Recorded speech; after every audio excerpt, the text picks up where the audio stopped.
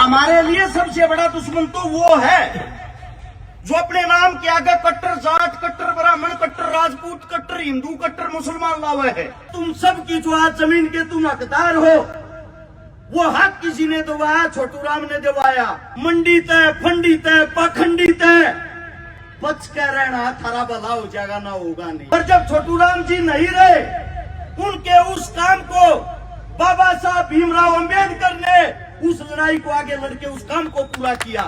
जिस तरीके से आज हमारी जमीनें अखबार होती हैं और सरकार करती है, अगर मुर्दे बनकर बैठे रहे, इस जात पात धर्म मजहब के खेल में फंसे रहे, एक बात नोट कर लेना, सबके रेडिया पे मिल जाएगा। ये रोटी, ये टिकड़े रेडिया पे नहीं मिलते, जमीन में पैदा करने पड़ेंगे। बिला थारी जमीन ने आज एक किसान को नेता बनाया है। संपूर्ण हिंदुस्तान की जमीन आज से मेरी जमीन है, तुम्हारे हक के लिए मैं लड़ूंगा। मैं तो एक बात कहता हूं, हर एक प्रोग्राम 36 बिरादरी का ही होना चाहिए। हमारे लिए सबसे बड़ा दुश्मन तो वो है जो अपने नाम के आगे कट्टर जाट, कट्टर ब्राह्मण, कट्टर राजपूत, कट्टर हिंदू, कट्टर मुसलमान लावे है। सबसे बड़ा नुकसान हमारे लिए वो ही करता है। अब बात आती है चौधरी छोटू राम जी की। सबसे पहले तो चौधरी साहब का आज के दिन जो जन्म हुआ, शापला के पास छोटा गांव है गड्डी, और उसी प्रांगण में, उसी जगह में मेरा जीवन बीत्या है, ज्यादातर मेरा बचपना, क्योंकि मैं वहां का भांजा हूं। छोटे छोटे छोटू राम जी की बातें सुनते हुए आए हैं। सबसे पहली चीज, पहली सीख अपने ही घर से मिलती है। छोटू राम का मन था शिक्षा लेना, पढ़ना।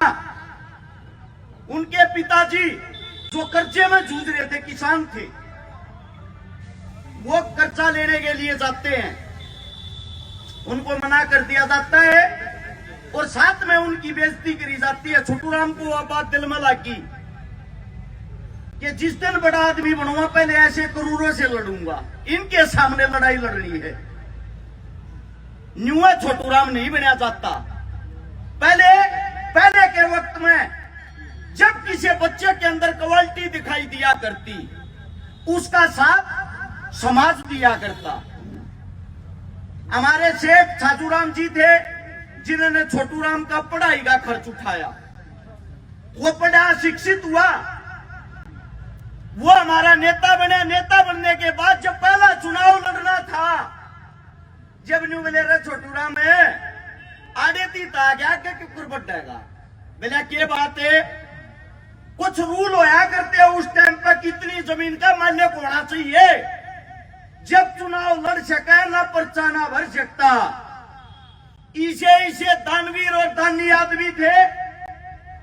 एक नांदड़ो का रोहतक के पास भोर गांव है, भोर गांव का राजमल दाता था हमारा, अकेले ने 2200 बीघे जमीन, यानी कि लगभग 450 किले जमीन छोटू राम के नाम करा दी। क्रेमा क्वालिटी दी कहे नेताजी दुआ क्या बने। और जब वह जमीन नाम कराई, छोटू राम चुनाव लड़ा, चुनाव जीत्या और जीत का मंत्री बना। लाहौर तो जब 1 महीने के बाद आया, चिट्ठी भेजी, गांव वाले का धन्यवाद करे, गांव वाले बुलाए और वह जमीन उल्टी नाम करवाई। और वहां से एक बात कही, बोला थारी जमीन ने आज एक किसान को नेता बनाया है। संपूर्ण हिंदुस्तान की जमीन आज से मेरी जमीन है, तुम्हारे हक के लिए मैं लड़ूंगा।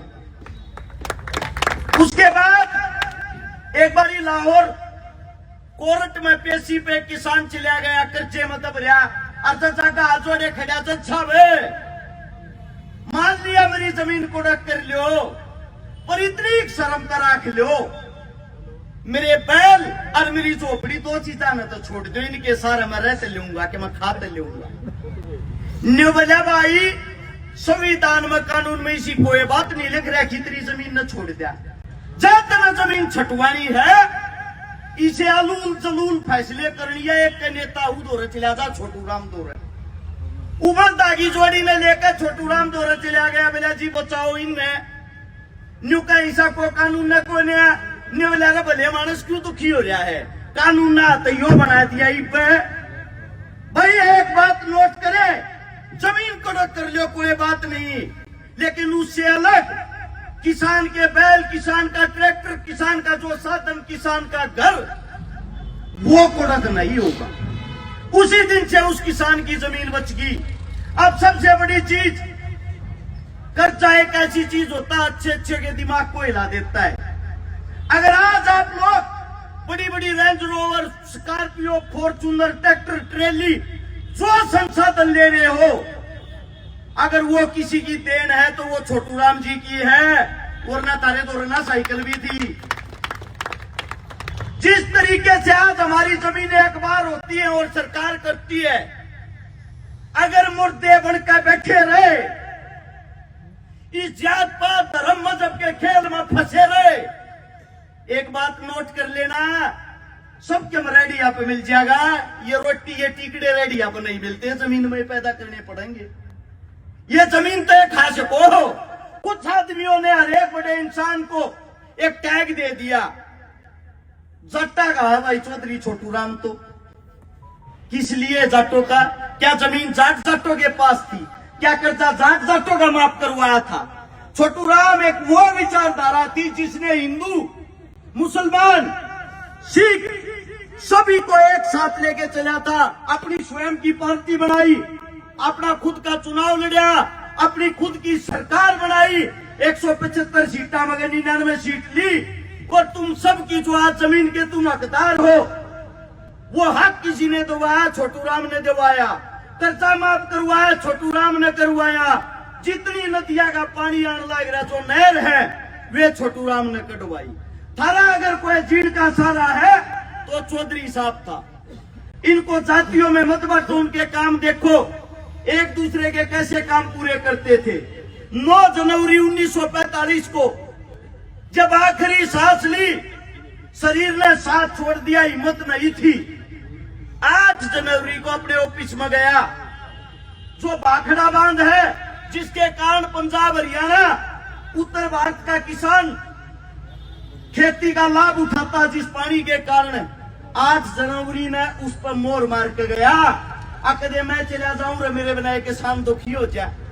और जब छोटू राम जी नहीं रहे, उनके उस काम को बाबा साहब भीमराव अंबेडकर ने उस लड़ाई को आगे लड़के उस काम को पूरा किया।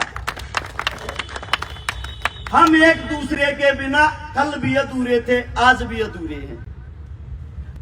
आप लोग अपने जितने भी महान, जो भी आपके महान क्रांतिकारी रहे हैं, अगर उनको जानते हो, उनको मानते हो, वो किसी एक जात के लिए नहीं लड़े, वो किसी एक धर्म के लिए नहीं लड़े। उन सब ने हमारे को जीने का सहारा दिया है। लेकिन आज एक ऐसा वक्त आ गया है, जो हमारे बच्चे, हमारे बेटे, वो गाड़ी पर तो भगत सिंह, छोटू राम वाले उनकी बातें न तो याद ना रखते।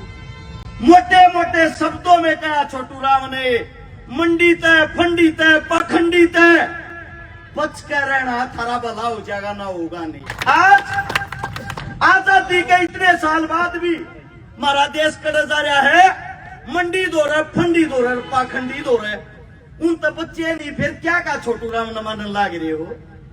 तरह तस्वीर टांगने से आप उस जैसे नहीं बन सकते, वो जीवन में धारणा भी पड़ेगा हमें। हमारा अगर कोई राम है, वो छोटू राम है, क्योंकि उन्हीं ने हमारे को मालिक बनाया था। तो आप सभी से इतना ही कहना चाहूंगा, आड़े तो जो भी आदमी अपने घर आ जावे, खाली हाथ मत जाइयो रे। छोटू राम जी की कोई न कोई एक दो बात गैल लेकर जरूर जाइयो, जो हमारे जीवन में काम आओगी, हमने दुखी नहीं होने देगी। मेरे मुख से कोई गलत बात निकल गई हो, आपका बेटा हूं, आपका बच्चा हूं, हाथ जोड़ के क्षमा प्रार्थी। क्योंकि ऐसे ऐसे महान योद्धा हमारे बीच में इस मंच पर बैठे हैं, इन्हीं लोगों के बीच से हम सीखते हैं, इन्हीं लोगों की शिक्षा है, इन्हीं का ज्ञान है। अगर कुछ गलत निकलता भी है, कोशिश करेंगे आगे और अच्छे से सीख सके। सभी को राम राम, जय हिंद। दस्तक की आपसे गुजारिश है कि अगर इसको बचाना चाहते हैं तो नेशनल दस्तक को सब्सक्राइब करने के लिए रेड कलर के सब्सक्राइब बटन को दबाएं, फिर बेल आइकन की घंटी दबाएं।